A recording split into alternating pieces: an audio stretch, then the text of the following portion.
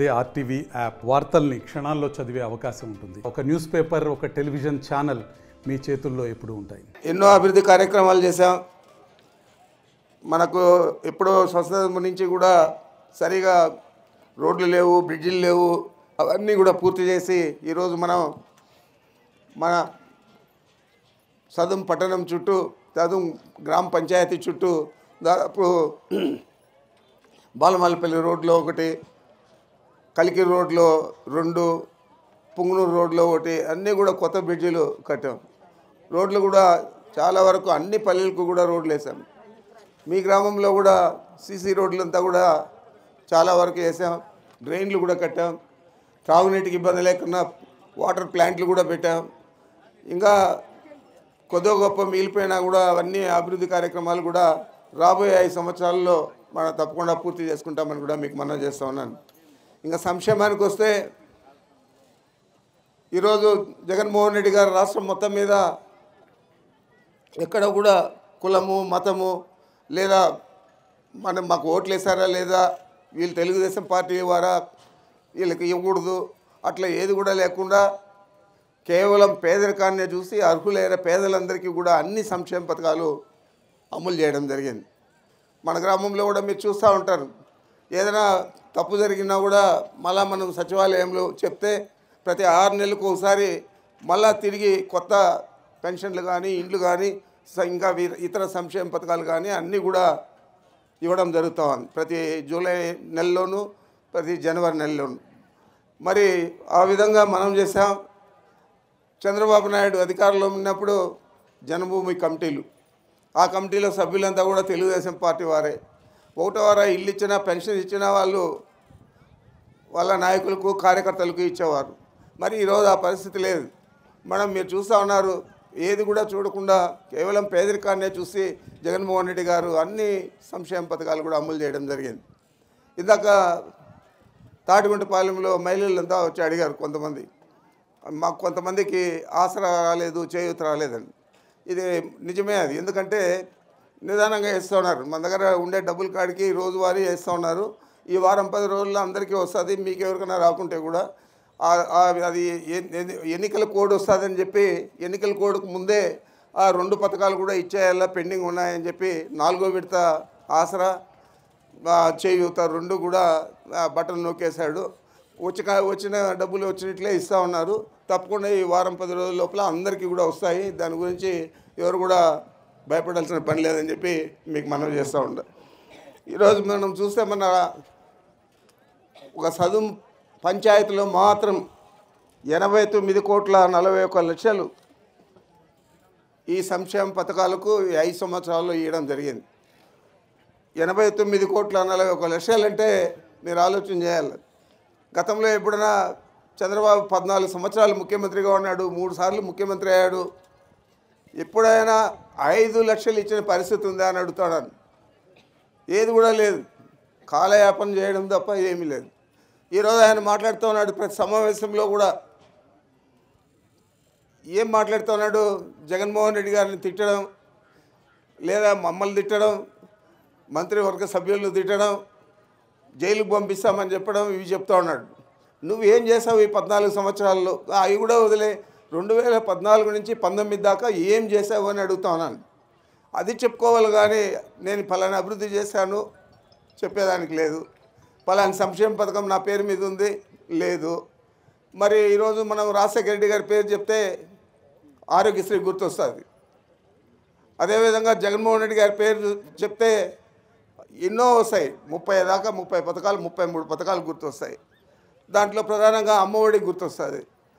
ఎవరు అమ్మఒడి పెట్టిందంటే ఇంకా జీవితకాలం అంతా కూడా జగన్మోహన్ రెడ్డి గారు పెట్టినారని చెప్తారు. మనం ఇప్పుడు చెప్పుకుంటా ఉన్నాం, ఎప్పుడో 14 గంటలకు ముందర పెట్టిన ఆరోగ్యశ్రీ గురించి ఈరోజు కూడా అది ఎవరు పెట్టారంటే రాజశేఖర రెడ్డి గారు పెట్టారని చెప్తారు. మరి చంద్రబాబు పెట్టిండేది ఏదైనా ఉందా అని అడుగుతున్నాను. ఏదైనా అంటే మీరు చెప్తే మళ్ళీ నేను చెప్తా ఉంటాను అన్ని సభలో చంద్రబాబు ఈ పథకం పెట్టాడని. ఏదైనా ఉంటే చెప్పండి. ఏమీ లేదు. అభివృద్ధి కార్యక్రమాలు అసలే లేదు. మరి ఆయన కూడా ఎన్నికల్లో నేను పలాంది చేసినా అని చెప్పుకునే పరిస్థితి లేకుండా కేవలం వైఎస్ఆర్ కాంగ్రెస్ పార్టీ సంబంధించిన నాయకులను ప్రధానంగా మన ప్రీతం నాయకుడు మన ముఖ్యమంత్రి జగన్మోహన్ రెడ్డి గారిని తిట్టే కార్యక్రమం తప్ప ఏది కూడా చేయడం లేదు. ఆయనే కాదు, ఆయన కుమారుడు కానీ, జనసేన పవన్ కళ్యాణ్ కానీ, ఇప్పుడు వీళ్ళ జతకు పురంధేశ్వరి ఒకటి చేరింది, ఆమె కానీ అందరూ కూడా ఈ కార్యక్రమం చెప్పి ఏమి చెప్పేది లేదు. ఈరోజు మళ్ళీ ఆమె చెప్పింది మైనారిటీల 4% రిజర్వేషన్ తీసేస్తాము, రాజశేఖర రెడ్డి గారు పెట్టింది అది అని చెప్పి ఆమె చెప్పింది. ఆమె నోటితో మనం చూసాము పత్రికల్లో, టీవీలలో కూడా. మళ్ళీ ఈరోజు స్టేట్మెంట్ ఇచ్చింది నేను చెప్పలేదు అని. అంటే కేవలం మైనారిటీల ఓట్ల కోసం మళ్ళా మాట మార్చి చెప్తా ఉంది. మనసులో ఉన్న మాట ముందే చెప్పేసింది ఆమె కానీ అందరూ కూడా ఈ కార్యక్రమం చెప్పి ఏమి చెప్పేది లేదు. ఈరోజు మళ్ళీ ఆమె చెప్పింది మైనారిటీల 4% రిజర్వేషన్ తీసేస్తాము, రాజశేఖర రెడ్డి గారు పెట్టింది అది అని చెప్పి ఆమె చెప్పింది. ఆమె నోటితో మనం చూసాము పత్రికల్లో, టీవీలలో కూడా. మళ్ళీ ఈరోజు స్టేట్మెంట్ ఇచ్చింది నేను చెప్పలేదు అని. అంటే కేవలం మైనారిటీల ఓట్ల కోసం మళ్ళా మాట మార్చి చెప్తా ఉంది. మనసులో ఉన్న మాట ముందే చెప్పేసింది. వాళ్ళ పార్టీకి సంబంధించిన కేంద్ర హోంమంత్రి కూడా చెప్పాడు తెలంగాణ ఎన్నికలు జరిగేటప్పుడు 4% మైనారిటీల రిజర్వేషన్ మేము తీసేస్తాము, మేము అధికారంలోకి వస్తాయని చెప్పి 4 నెలలకు ముందు జరిగిన శాసనసభ ఎన్నికల్లో స్వయంగా అమిత్ షానే చెప్పాడు. మరి వాళ్ళకి ఎప్పుడో మనుషుల మీద ప్రేమ లేదు, మన ఓట్ల మీద ప్రేమ ఉంది. జగన్మోహన్ రెడ్డిగా ఆ విధంగా కాకుండా 5 సంవత్సరాలు ఎన్ని ఇబ్బందులు వచ్చినా, దాంట్లో 2 సంవత్సరాలు కరోనాతో పోయినా, చెప్పిన మాటలన్నీ కూడా ఎన్నికల ముందు ఏం చెప్పాడో అవన్నీ కూడా నెరవేర్చాడా లేదా మనం బేరీజ్ చేసుకోండి అని చెప్తా ఉన్నాను. అదే 2014లో చంద్రబాబు నాయుడు చెప్పాడు అనేక హామీలు, 600 హామీలు, 100 పేజీల మేనిఫెస్టో ఆయన బుక్ చెప్పి అధికారం లేకొచ్చి కనీసం ఆ మేనిఫెస్టోలో ఏముందో చూద్దామంటే కూడా మేనిఫెస్టో కనపడలేదు. కనీసం ఆ కంప్యూటర్లో ఉంటుంది వెబ్సైట్ అని, ఆ వెబ్సైట్లో నుంచి కూడా తీసేశాడు. మరి ఏమన్నా చేశాడా? మహిళా సంఘాల రుణాలు మాఫీ చేశాడా? రైతు రుణాలు మాఫీ చేశాడా? ఇంటికి ఒక ఉద్యోగం అని చెప్పాడు. యువకులకంతా కూడా పాపం యువకులందరూ గోడల మీద అంతా బాబు వస్తే జాబ్ వస్తుందని రాస్తే చూసి అందరూ ఆశపడి ఓట్లు వేస్తే బాబు వచ్చాడు. 2 లక్షల ఉద్యోగాలు, కాంట్రాక్ట్ ఉద్యోగులను ఏదైతే రాజశేఖర రెడ్డి గారు ముఖ్యమంత్రిగా ఉన్నప్పుడు పెట్టాడో వాళ్ళందరినీ కూడా తీసేస్తాడు. అంతా పేద కుటుంబాలకు సంబంధించిన కాంట్రాక్ట్ ఉద్యోగులు అంటే చిన్న ఉద్యోగులు చేసేవాళ్ళు. మరి వాళ్ళందరినీ కూడా తొలగించడం జరిగింది. ఏది కూడా చేయకుండా కాలయాపన చేసి ఈరోజు మళ్ళీ ఎన్నికలకు వచ్చి చెప్పుకునేదానికి ఏదీ లేకుండా కేవలం తిట్ల పురాణంతో ఆయన ఓట్లు అడుగుతూ ఉన్నాడు. మీ తేడా గమనించాలి. జగన్మోహన్ రెడ్డి గారు చెప్పినవన్నీ చేశాడు, చేసిన తర్వాత మీకు చెప్తా ఉన్నాడు మేము చేశామని చెప్పి. ఈరోజు ఆసరా ఎందుకు పుట్టింది? ఆ రోజు జగన్మోహన్ రెడ్డి చెప్పాడు 4 విడతల్లో మహిళా సంఘాల అప్పులన్నీ కూడా నేను తీర్చేస్తాను అని చెప్పాడు. కాబట్టి 4 విడతల్లో ఈరోజు దాదాపు 25,570 కోట్లు ఈరోజు ఆసరా కింద ఇవ్వడం జరిగింది మహిళా సంఘాల సభ్యురాళ్ళకంతా నేరుగా మీ అకౌంట్లకే వేసి బ్యాంకులకు సంబంధం లేకుండా. మరి ఆ రోజు ఆయన చెప్పినట్లు చంద్రబాబు నాయుడు ఆ రోజు మాఫీ చేసింటే అది కేవలం 14,205 కోట్లు మాత్రమే. ఈరోజు దాదాపు 10,000 కోట్ల పైన అదనంగా ప్రభుత్వ భారం పడింది. మీకంతా కూడా వడ్డీలు అయ్యి, చక్కెర వడ్డీలు అయ్యి, బ్యాంకులు మీ అకౌంట్లంతా ఎన్పిఏలు అయిపోయి అవన్నీ అయ్యాయి. ఈరోజు మీ అకౌంట్ల పరిస్థితి చూడండి. 2014 నుంచి 19 దాకా ఎట్లున్నది, 2019 నుంచి 24 దాకా ఎట్లున్నది, మీరు ఒకసారి బేరీజ్ చేసుకోవాలని చెప్పి నేను ప్రతి మహిళా సోదరిని కూడా నేను అడుగుతా ఉన్నాను. మరి చేశాము, ధైర్యంగా మీ ముందుకు వచ్చి మాకు సహాయం చేయండి, ఓట్లు వేయండి అని అడుగుతూ ఉన్నాము. మా నాయకుడు కూడా అట్లే చెప్తా ఉన్నాడు ప్రతి సమావేశంలో కూడా, నేను మీకు మేలు చేస్తుంటే నన్ను ఆదరించండి, నాకు మీరే ప్రచారకర్తలుగా ఉంటారు, బ్రాండ్ అంబాసిడర్స్గా ఉంటారు, ప్రాపగండా ఛాంపియన్స్గా ఉంటారు అని ఆయన రకరకాలుగా చెప్తా ఉన్నాడు. మరి ఆయనకు మీ మీద ధైర్యం ఉంది, నేను మంచి చేస్తాను వాళ్ళు నాకు మంచి చేస్తారని. నువ్వేమీ చేయకుండా ఈరోజు వచ్చి జగన్మోహన్ రెడ్డిని తిట్టినంత మాత్రాన అందరూ కూడా నీకు ఓట్లు వేస్తారనే భ్రమలో ఉన్నాడు చంద్రబాబు నాయుడు. ఎన్నికల హామీలు నెరవేర్చలేదు, ఈ రాష్ట్రాన్ని అంతా అధోగతి పాలు చేశాడు. ఇంకొక ఆయన ఇప్పుడు వచ్చాడు ఇక్కడ కాంగ్రెస్ పార్టీలో 3.5 సంవత్సరం అధికారంలో ఉండి ముఖ్యమంత్రిగా ఉండి హైదరాబాద్లో పట్టపగలే అయ్యప్ప సొసైటీ అని ఉంది, అక్కడ ఒక ఆఫీస్ పెట్టుకొని 4 అంతస్తుల ఆఫీసు, 2 తమ్ముళ్ళు ఆడ కూర్చొని రోజువారీ కలెక్షన్లు. ముఖ్యమంత్రి సంతకం పెట్టాలంటే ఇక్కడ ఇల్లు ఆయనకు ఎస్ అని చెప్పాలా, నాకు డబ్బులు చేరింది అని. అట్లా ఓపెన్గా వేల కోట్ల కరప్షన్ చేశాడు. మరి అతను వచ్చి ఢిల్లీలో పోయి కుట్రపూరితంగా నేను జగన్మోహన్ రెడ్డి గారిని అరెస్ట్ చేస్తాను, పార్టీని పెట్టనీను అని చెప్పి అక్కడ రాష్ట్రం విడిపోయేదానికి కూడా నేను సహకరిస్తానని చెప్పి ఇక్కడ వచ్చి నేను లాస్ట్ మినిట్ దాకా నా ఆఖరి బాల్ ఉంది నా చేతిలో, ఎట్లా విడిపోతుంది రాష్ట్రం అని చెప్పి బీరాలు పలికాడు. తీరా రాష్ట్రం విడిపోయింది, క్యాపిటల్ కూడా లేదు, మనకు ఆర్థికంగా దివాలా తీసే పరిస్థితి అయిపోయింది. అలాంటి పరిస్థితులకంతా కూడా కారణభూతుడు ఈ కిరణ్ కుమార్ రెడ్డి. మనకు రోడ్లంతా చూశారు మీరు, బాలమల్లపల్లి రోడ్లు మీరు పీలేరు పోతా అంటే తెలుస్తుంది. బాలమల్లపల్లి కాడికి వాళ్ళ నియోజకవర్గం పీలేరు నియోజకవర్గం, ఆడదాకా డబుల్ రోడ్డు, ఈ పక్క రోడ్డు లేదు. అలా మళ్ళా మనం ప్రభుత్వం వచ్చాక మనం వేసుకున్నాం. ఈ బ్రిడ్జిలన్నీ కూడా పడిపోతే మరి నీళ్ళు వచ్చినప్పుడు మనుషులు కూడా చనిపోయారు దాంట్లో కొట్టుకొని పోయి. బాలమల్లపల్లి కాడ ఒక అబ్బాయి మన ఇక్కడ నాగిరెడ్డిపల్లికి సంబంధించినవాడు, ఇక్కడ చాలామంది మన దేవాలయం కాడ కూడా సుబ్రహ్మణ్య స్వామి దేవాలయం దగ్గర.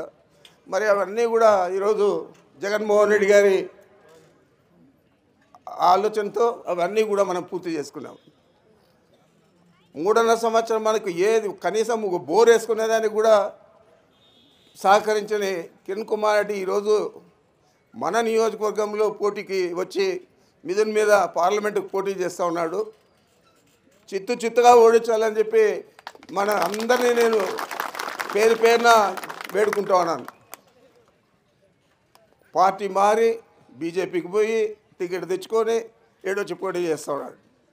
మరి ఇలాంటి వ్యక్తులు మనకు చెడ్డ చేసిన వారు ఈరోజు పోటీలో ఉంటే మనం ఏం చేయాలో ఆలోచించే నేను మీకు మనవి చేస్తా ఉన్నాను.